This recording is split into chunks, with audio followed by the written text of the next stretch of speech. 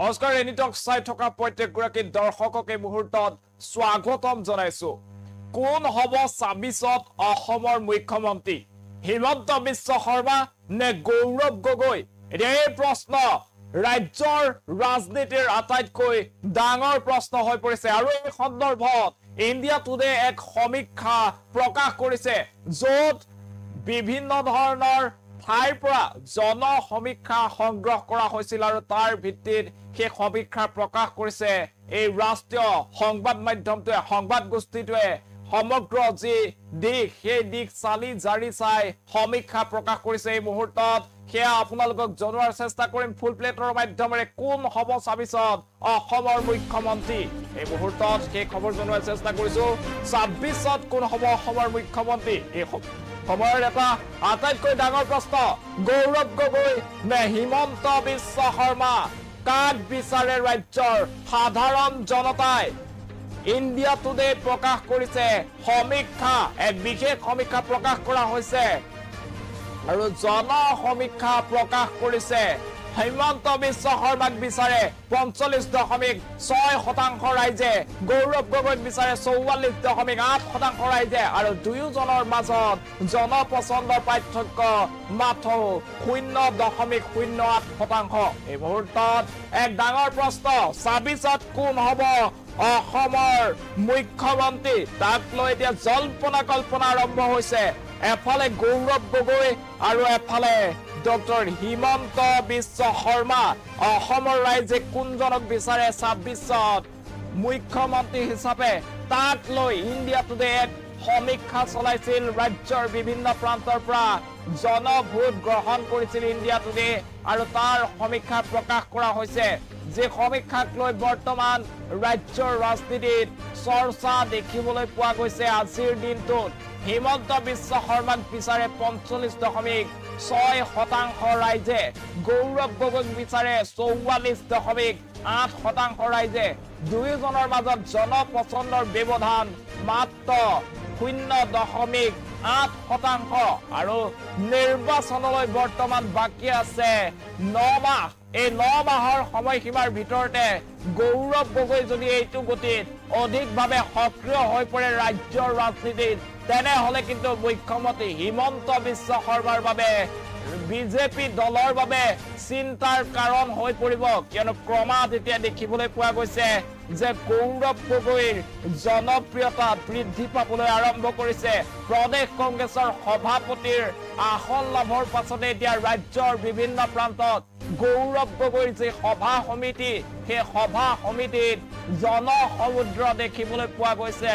তাৰ সমান্তৰালভাৱে কিন্তু ২৬ৰ বাবে কঁকালত টঙালি বান্ধিছে গৌৰৱ গগৈয়ে অসম প্ৰদেশ কংগ্ৰেছ কমিটিয়ে। মুখ্যমন্ত্ৰী হিমন্ত বিশ্ব শৰ্মায়ো প্ৰতিদিনে ইখনৰ পাছত সিখনকৈ সভা অনুষ্ঠিত কৰিছে। বিশেষকৈ এতিয়া চিন্তিত হৈ পৰিছে বিজেপি দল, কিয়নো যদিহে মৃত্যতা হয়, এই যি তিনি গগৈৰ কথা কোৱা হয় অসমৰ ৰাজনীতিত, গৌৰৱ গগৈ, অখিল গগৈ আৰু লুৰিণজ্যোতি গগৈ, এই তিনি গগৈ যদি একেলগ হয় তেনেহলে কিন্তু বিজেপিৰ বাবে এই চিন্তাৰ কাৰণ হৈ পৰিব। বিশেষকৈ উজনি অসমৰ আসনৰ বাবে সমান্তৰালভাৱে উজনি অসমৰ যিসকল বিজেপি নেতা আছে সেই সকলৰ ভিতৰত কিন্তু অসন্তোষ দেখিবলৈ পোৱা গৈছে। এতিয়া আমি মৃণাল শইকীয়াৰ কথা ক'ব পাৰো। মৃণাল শইকীয়া আৰু মুখ্যমন্ত্ৰীৰ মাজৰ যি বাকযুদ্ধ সেয়া পোনপটীয়াকৈ দেখিবলৈ পোৱা গৈছে। মুখ্যমন্ত্ৰীক আঘাত কৰা বিভিন্ন ধৰণৰ ছচিয়েল মিডিয়া পোষ্ট দেখিবলৈ পাইছো আমি। এই মুহূৰ্তত সেই খবৰ আমি জনোৱাৰ চেষ্টা কৰিছো। ২৬ত ৰাইজে কাক বিচাৰে মুখ্যমন্ত্ৰী হিচাপে? ৰাইজে গৌৰৱ গগৈ নে হিমন্ত বিশ্ব শৰ্মাক মুখ্যমন্ত্ৰী হিচাপে বিচাৰে? সেয়া এই মুহূৰ্তৰ এক ডাঙৰ প্ৰশ্ন। এই প্ৰশ্নৰ উত্তৰ আপুনিও দিব পাৰে আমাক কমেন্টৰ যোগেদি। গৌৰৱ গগৈ নে মুখ্যমন্ত্ৰী হিমন্ত বিশ্ব শৰ্মা? ২৬ত অসমৰ ৰাইজে কাক বিচাৰে? এয়া এই মুহূৰ্তৰ এক ডাঙৰ প্ৰশ্ন। ইণ্ডিয়া টুডে প্ৰকাশ কৰা সমীক্ষাত ভয়ংকৰ তথ্য আহিছে। বিজেপিক চিন্তিত কৰি তুলিব পৰা মুখ্যমন্ত্ৰী হিমন্ত বিশ্ব শৰ্মাক চিন্তিত কৰি তুলিব পৰা এক সমীক্ষা প্ৰকাশ পাইছে য'ত উল্লেখ কৰা হৈছে যে দুয়োজনৰ যি জনমত যি ৰাইজে বিচাৰে দুয়োজনকে মুখ্যমন্ত্ৰী হিচাপে তাৰ সমীক্ষাৰ পাৰ্থক্য মাথো 0.8% আৰু যদিহে এই 9 মাহ সময়সীমাৰ ভিতৰত গৌৰৱ গগৈয়ে সেই 0.8% অতিক্ৰম কৰে জনমত তেনেহলে কিন্তু বিজেপিৰ বাবে চিন্তাৰ কাৰণ হৈ পৰিব আৰু শেহতীয়াকৈ দেখিবলৈ পোৱা গৈছে যে মৃত্যুতাৰ ক্ষেত্ৰত অখিল গগৈ আগুৱাই আহিছে সমান্তৰালভাৱে লুৰিণজ্যোতি গগৈয়ে মন্তব্য প্ৰকাশ কৰিছে যে মৃত্যুতা হ'ব বিজেপিক পৰাভূত কৰাৰ বাবে মৃত্যুতা হ'ব বুলি উল্লেখ কৰাৰ পিছতে